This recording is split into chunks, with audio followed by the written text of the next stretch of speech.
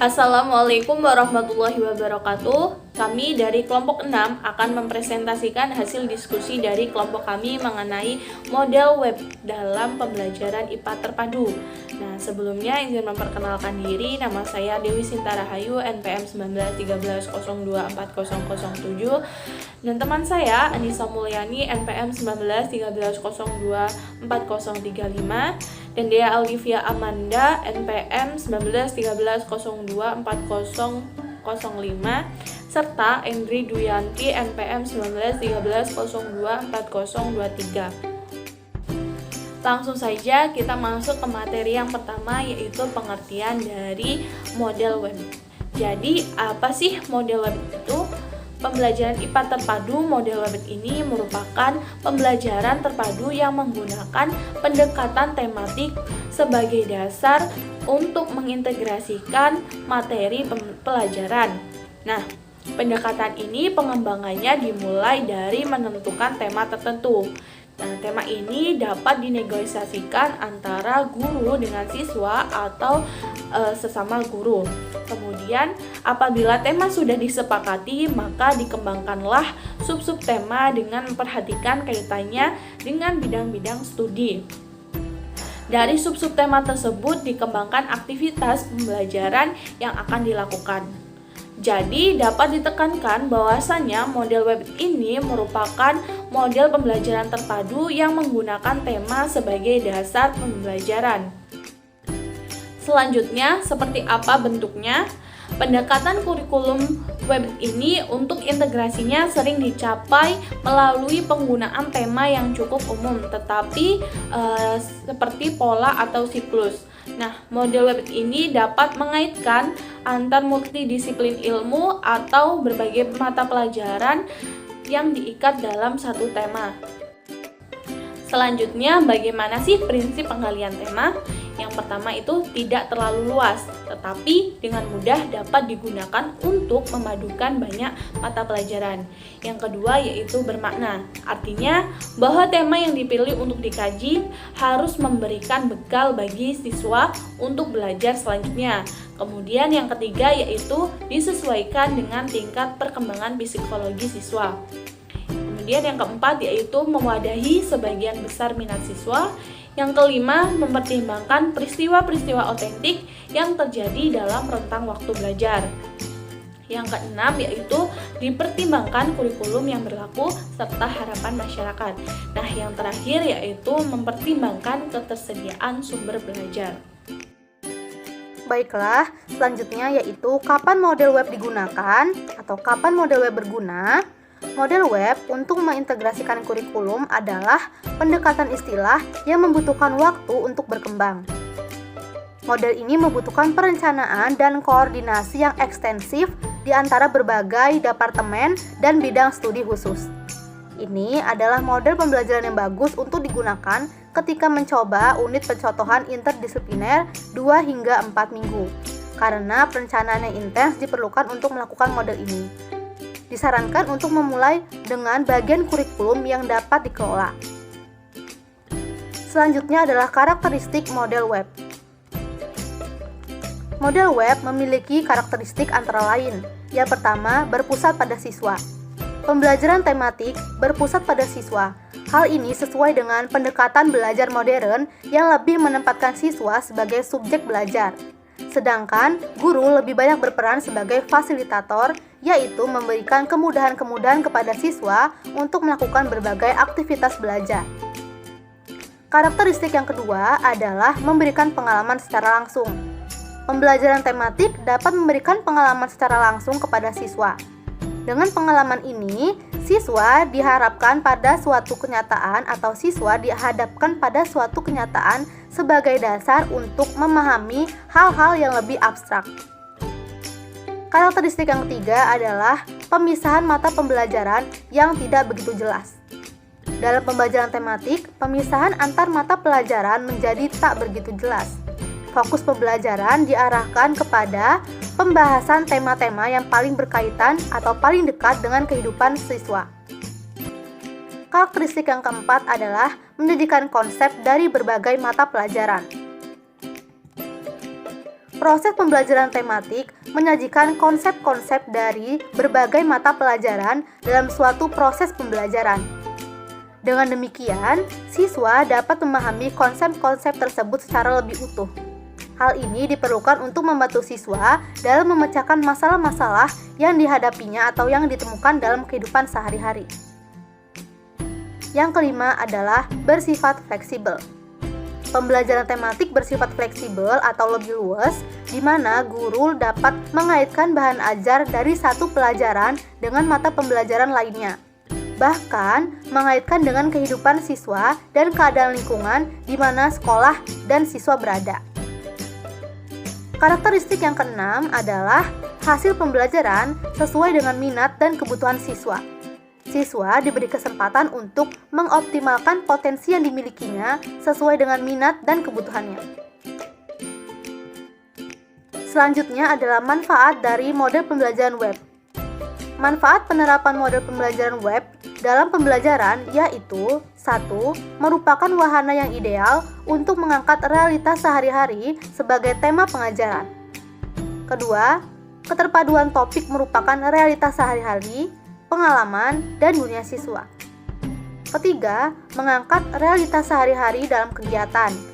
Dapat meningkatkan keterlibatan siswa secara aktif dalam proses pembelajaran.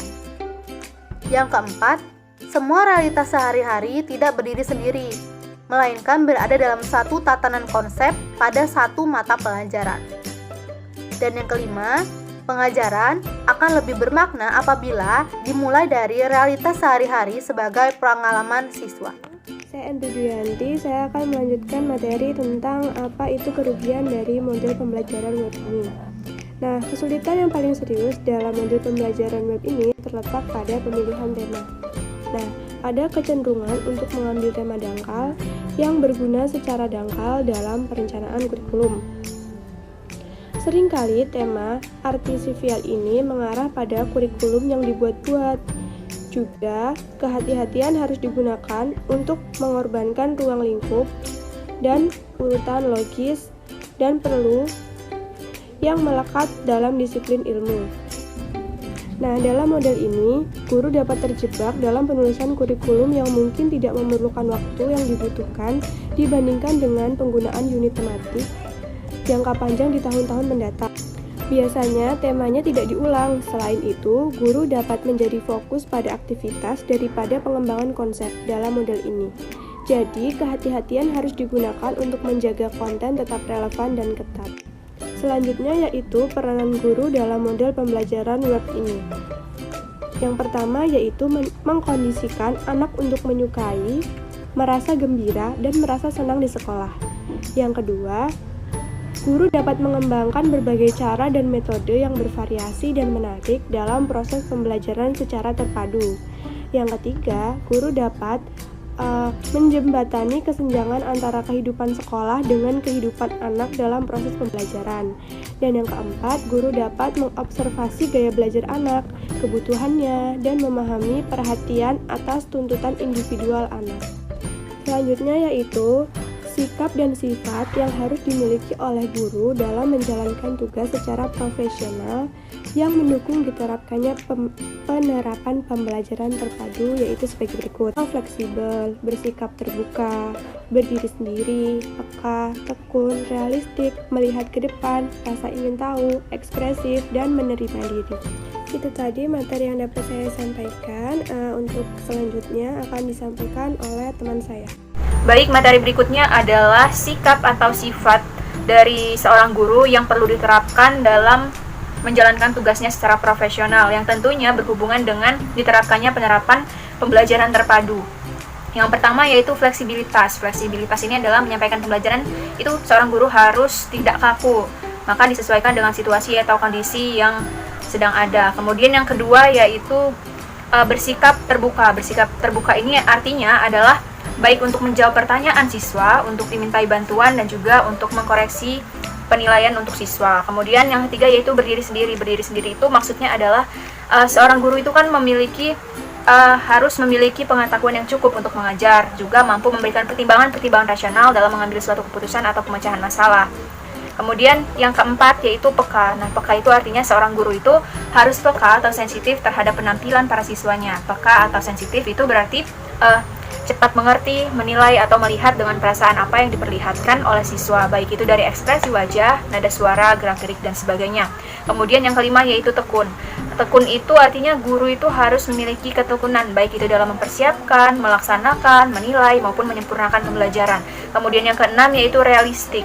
Realistik itu artinya adalah dapat melihat kenyataan atau melihat apa adanya. Setiap guru itu pasti berharap siswanya pandai, rajin, jujur, dan berperilaku yang baik, tapi sebenarnya dalam keadaan sebenarnya siswa itu tidak mendukung hal tersebut. Jadi, oleh karena itu, guru hendaknya dapat memahami situasi yang demikian, dapat menerimanya, dan terus berupaya untuk memperbaikinya. Kemudian yang ketujuh yaitu melihat ke depan, artinya adalah membina siswa sebagai generasi penerus bagi kehidupan di masa mendatang, untuk mampu dalam menghadapi tantangan di masa yang akan datang. Kemudian yang ke-8 yaitu rasa ingin tahu. Rasa ingin tahu, guru itu harus memiliki banyak ilmu. Jadi ia harus memiliki rasa ingin tahu sehingga nantinya siswa itu akan mengalami kemajuan. Kemudian yang ke-9 yaitu ekspresif. Guru itu harus mengajar dengan ekspresif, penuh semangat, dan juga menciptakan suasana yang menyenangkan. Kemudian yang ke-10 yaitu menerima diri. Artinya manusia adalah makhluk yang memiliki kelebihan dan juga kekurangan, dan sebagai seorang guru itu harus mampu memahami semua kelebihan dan juga kekurangan dari siswanya. Berikutnya adalah langkah-langkah dalam melakukan pembelajaran terpadu tipe web, yaitu yang pertama, guru memilih tema utama dan tema lain dari beberapa standar kompetensi lintas mata pelajaran atau bidang studi. Kemudian yang kedua yaitu guru menyiapkan tema-tema yang telah terpilih, misalnya tema matematika, kesenian, bahasa, dan IPS yang sesuai dengan tema utama yang telah ditetapkan. Kemudian yang ketiga yaitu guru menjelaskan tema-tema terkait sehingga materinya itu lebih luas. Kemudian yang keempat yaitu guru memiliki konsep atau informasi yang bisa mendorong belajar siswa dengan pertimbangan lain yang memang sesuai dengan prinsip-prinsip pembelajaran terpadu. Yang kelima yaitu penetapan kegiatan atau kontrak belajar. Berikutnya adalah contoh pola model web. Nah, contohnya yaitu pada materi gangguan pernafasan manusia. Nah, sebagai materi pokoknya ini, ia dapat dikaitkan dengan beberapa pelajaran yang lain. Misalnya yaitu materi tekanan udara pada pelajaran fisika, materi pencemaran udara pada pelajaran biologi, materi zat pencemar udara pada materi pelajaran kimia, dan materi jangan membuat kerusakan di bumi pada mata pelajaran agama. Baik, kesimpulan dari presentasi kelompok 6 pada kali ini adalah pembelajaran model web itu adalah pembelajaran terpadu yang menggunakan pendekatan tematik untuk mengintegrasikannya. Pembelajaran yang bersifat tematik itu membutuhkan konsep perencanaan yang matang dan juga pengorganisasian yang baik. Pengorganisasian itu akan sangat mempengaruhi hasil yang didapat. Dengan kata lain, agar pembelajaran tematik dapat memberikan hasil yang baik, maka guru harus melakukan pengorganisasian dan perencanaan sebelum melaksanakan pembelajaran tematik. Baik, demikian presentasi dari kami. Lebih dan kurangnya kami mohon maaf. Kami akhiri. Wassalamualaikum warahmatullahi wabarakatuh.